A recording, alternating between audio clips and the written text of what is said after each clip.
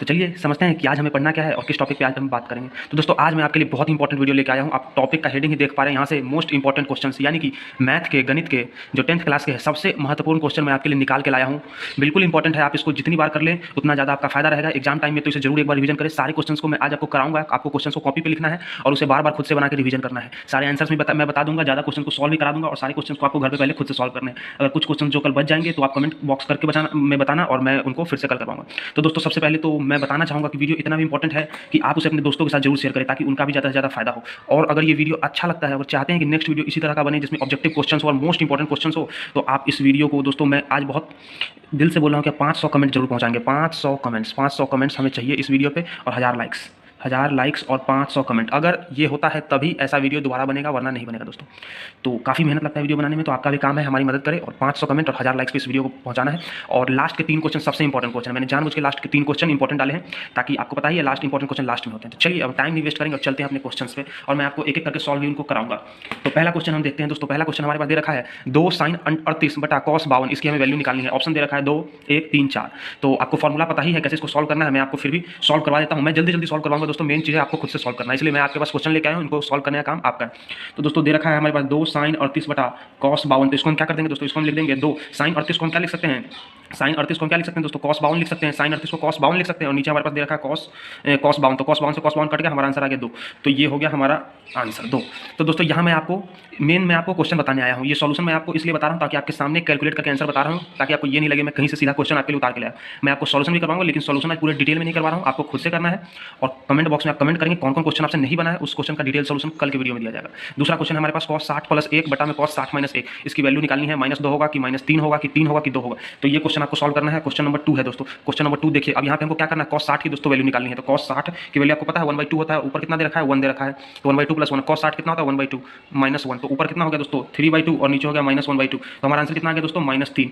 तो इस वाले का आंसर हो गया -3। तो अब हम चलते हैं, मूव करते हैं अगले क्वेश्चन पे। मैं आपको डायरेक्ट यहाँ पे सॉल्यूशंस बता रहा हूँ, आंसर्स बता रहा हूँ, आपको सॉल्व करने खुद से बहुत इंपॉर्टेंट वीडियो आप देख पा रहे हो। सारे इंपॉर्टेंट क्वेश्चंस मैंने एक जगह इकट्ठे कर लिए।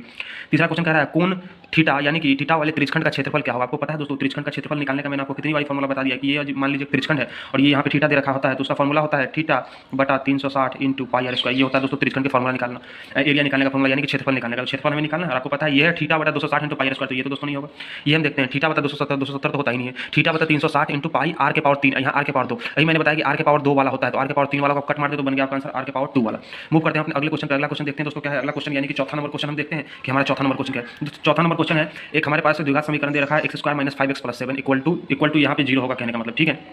इसके मूल दो रखे हैं, दो, एक तो दे रखा है अल्फा और दूसरा दे रखा है बीटा। तो हमें 1/α + 1/β निकालना है दोस्तों। हमें क्या निकालना है 1/α + 1/β। मैं आपको बताता हूँ कैसे सॉल्व करना है। यहाँ पे हम एलसीएम ले लेंगे अल्फा बीटा का, तो हमारे पास आ जाएगा अल्फा बीटा, ऊपर आ जाएगा अल्फा + बीटा। अब हमारे पास जो द्विघात समीकरण दे रखा है दोस्तों x² - 5x + 7 दे रखा है।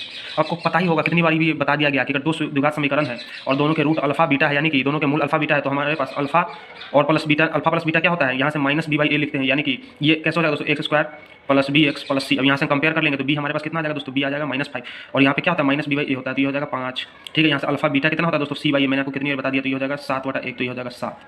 अब यहाँ पे वैल्यू पुट कर देंगे, अल्फा प्लस बीटा आपने कितना निकाला है दोस्तों 5 निकाला है और अल्फा बीटा कितना है 7 है, तो हमारा आंसर कितना हो जाएगा 5/7। तो मैं यहाँ पे डिटेल सोल्यूशन नहीं करा रहा हूँ, बस आंसर मैच करने के लिए आपको बताया जा रहा हूँ कि यही होगा आंसर। जो थोड़ा भी होशियार बच्चा होगा वो तो मेरे ट्रिक देखते ही जितना मैं करा रहा हूँ उतने में ही समझ जाएगा, लेकिन किसी को थोड़ा लेट समझ में आता है तो कोई दिक्कत नहीं है, आपको बस थोड़ा सा भी सोल्यूशन देखना और खुद से पहले करना है, डिटेल सोल्यूशन होगा कल। तीसरा क्वेश्चन देखते हैं दोस्तों क्या है हमारे पास, 3 थीटा का मान दे रखा है 90, तो हमारे पास cos थीटा की वैल्यू निकालनी है। ऑप्शन दे रखा है 1/2, √3/2, 1/√2 और 2/√3। तो आपको पता है दोस्तों 3 थीटा का मान जब 90 दे रखा है तो थीटा का मान कितना आ जाएगा, यहाँ 3 से डिवाइड कर देंगे तो हमारे पास आ जाएगा 90/3 यानी कि 30। अब हमको क्या निकालना है, इसका मतलब हमें cos 30 निकालना है। cos 30 क्या होता है दोस्तों √3/2, तो ये ऑप्शन नंबर बी हो गया हमारा आंसर। मूव करते हैं अपने अगले क्वेश्चन पे।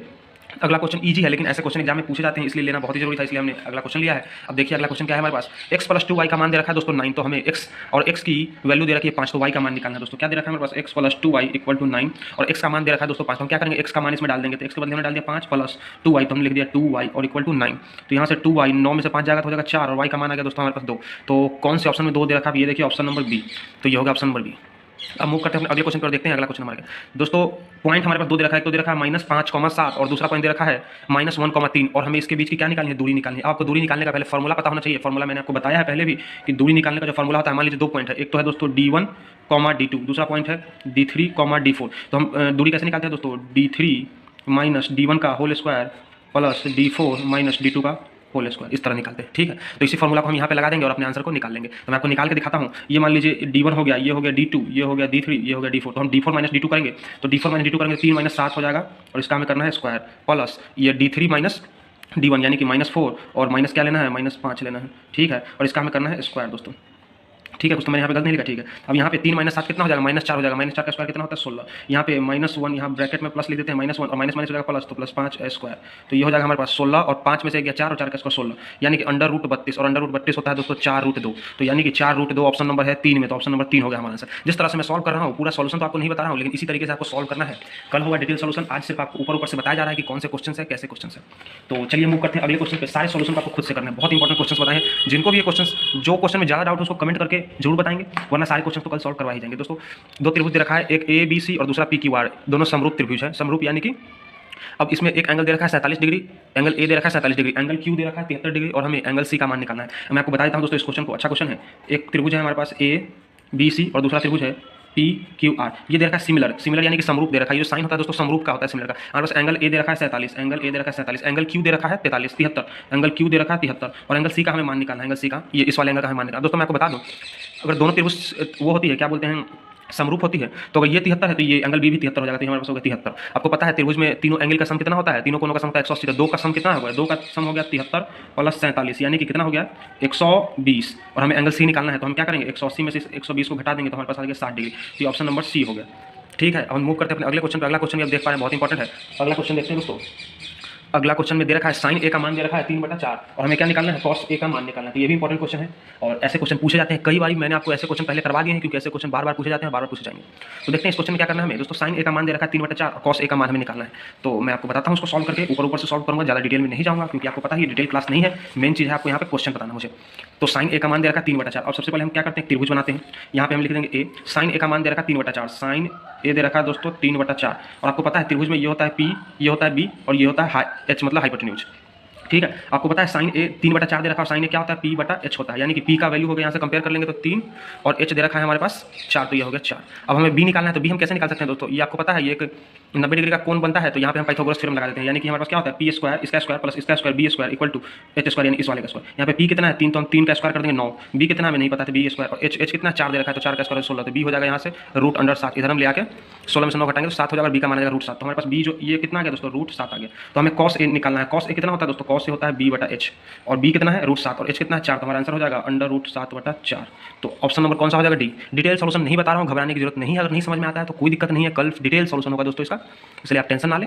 सिर्फ क्वेश्चन को देखें यहाँ पे, पहले खुद से आपको सॉल्व करना है। इसलिए अगर किसी भी छात्र को कोई सा भी क्वेश्चन में नहीं बनना, तो ये ना सोचे कि हमें कुछ नहीं आता है, बस आपको देखते जाना है और सॉल्व करते जाना है। कमेंट कर दीजिए कि आप कौन सा क्वेश्चन आता है। कल तो सारे क्वेश्चन का डिटेल एनालिसिस होगा, यहाँ पे डिटेल बताया जाएगा, एक एक क्वेश्चन को धागा खोल दिया जाएगा दोस्तों। इसलिए आप कहीं से टेंशन ना लेंगे, किसी को कोई क्वेश्चन ना बनना। चलते हैं हम अगले क्वेश्चन पे। दोस्तों हमारे पास दे रखा है 44 मीटर परिधि वाले वृत्त की त्रिज्या कितनी होगी। मतलब हमारे पास एक वृत्त दे रखा है जिसकी परिधि दे रखी है 44 मीटर, और हमें क्या निकालना है, उसकी त्रिज्या निकालनी है। तो सबसे पहले तो आपको पता होना चाहिए कि कोई भी जो वृत्त होता है, वृत्त है, ये हमारे पास वृत्त हो गया। इसमें यहाँ से यहाँ तक ये मान लीजिए आपको केंद्र है, यानी कि सेंटर है, तो इसको हम बोलते हैं R, यानी कि रेडियस, यानी कि त्रिज्या। और त्रिज्या की जो परिधि होती है, यानी कि कोई भी जो वृत्त होती है उसकी परिधि कितनी होती है दोस्तों, परिधि होती है 2πr, ये होता है दोस्तों वृत्त की परिधि। अब यहाँ पे r क्या होता है, त्रिज्या होता है, तो हम इक्वल कर देंगे 2πr को। 2πr हमारे पास कितना दे रखा है दोस्तों, 44 दे रखा है, तो हम लिख देते हैं 44। अब आगे कितना हो जाएगा 2, और पाई का मान कितना है 22/7, और r हमें निकालना है, और ये किसके बराबर 44 के। 22 को इससे हम काट देंगे 44 को 2 बार में, और ये 2 से 2 कट गया, तो हमारे पास दोस्तों r का मान कितना आ गया 7, और सब चीज़ मीटर में दे रखा था, तो हमारे पास आ गया मीटर। तो हमारा आंसर कौन सा आ गया दोस्तों, 7 मीटर। तो यही होगा हमारा आंसर। तो दोस्तों काफी इंपॉर्टेंट क्वेश्चन आप देख सकते हैं कि लास्ट वाला ये जो मैंने बोला है कि लास्ट तक बने रहिए, लास्ट के 3 क्वेश्चन बहुत इंपॉर्टेंट है, वो इसीलिए बोला था कि आप देख सकते हैं लास्ट के तीनों क्वेश्चन कितना इंपॉर्टेंट है। ये दोस्तों मोस्ट इंपॉर्टेंट क्वेश्चन में आता है, ऐसे क्वेश्चन बहुत पूछे जाते हैं। ये तो अगर आप बहुत अच्छे से पढ़ाई करते हैं तो आपको पता ही होगा, प्रीवियस ईयर आपने देखा है क्वेश्चन, तो आपको पता होगा ये कितनी बार पूछ लिया गया, अभी तक सेम टाइप के क्वेश्चन पूछे जाते हैं, और ये तो इंपॉर्टेंट है ही दोस्तों। तो सारे इंपॉर्टेंट क्वेश्चन एक साथ लेके आया हूँ ताकि आप ज़्यादा से ज़्यादा इंजॉय कर सके, ज़्यादा से ज़्यादा आप देख सकें। तो सारा का आंसर मैं फिर से टिक मार देता हूँ। इसका आंसर दोस्तों 2 था, इसका 3 था, टिक तो मारा ही हुआ है, और मैं गहरा कर देता हूँ ताकि आपको देखने में कोई परेशानी ना हो। इसका ये B था, इसका भी दोस्तों B था, इसका भी B है, सबका आंसर B हो गया है क्या, ध्यान नहीं दिया मैंने। इसका भी आंसर B है, इसका दोस्तों आंसर आया C, इसका हो गया C, इसका भी C है, इसका D है, और इसका भी ज़्यादातर क्वेश्चन का आंसर यहाँ पे बी हमारा निकल गया है। तो बहुत ही इंपॉर्टेंट क्वेश्चन कराए हैं दोस्तों, खुद से आप करें पहले, और जो समझ नहीं आएगा उनको हम करवाएंगे कल। और कमेंट करके सारे क्वेश्चन को आप डिटेल में बताएं कि मतलब आप कमेंट करेंगे कौन से क्वेश्चन आपको ज़्यादा हार्ड लगे और कौन से क्वेश्चन की कल डिटेल एनालिसिस चाहिए। तो कम से कम मैंने आपको पहले भी बोला था कि यहाँ पे 500 कमेंट पहुँचाने हैं, तो मैं आपको 500 कमेंट में ये नहीं बोलूँगा कि आप हेलो हाई लिखें, ये लिखें, कुछ लिखा। 500 जो कमेंट करें दोस्तों उसमें यही लिखें कि कौन सा क्वेश्चन आपको इंपॉर्टेंट लगा है। तो कमेंट में आप सिर्फ ये लिखेंगे कि आपको इंपॉर्टेंट क्वेश्चन कौन लगा है और कौन से क्वेश्चन की डिटेल एनालिसिस चाहिए, ये सब आप कमेंट करें। हेलो हाई गुड बाय ये कम करें और इंपॉर्टेंट क्वेश्चन कौन है ये लिखें, ठीक है। ये ज़्यादा हम आपकी बात पढ़ाई की करेंगे, इसलिए आप ये कमेंट करें, ठीक है। और लाइक तो आपको मैंने आपको बोला ही है, इस वीडियो में लाइक्स कितने चाहिए मुझे, 1000 लाइक्स चाहिए आपको, हमारे मेहनत देख के 1000 लाइक्स जरूर करने चाहिए। चलिए मिलते हैं दोस्तों आपसे अगली वीडियो में, तब तक के लिए धन्यवाद। और ऐसे ही हमारे साथ बने रहें और दोस्तों के साथ ज़्यादा से ज़्यादा शेयर करें। और वीडियो को मैं फिर से बोलता हूँ, अच्छा लगता है तो लाइक जरूर करें। चलिए तब तक के लिए धन्यवाद, गुड बाय।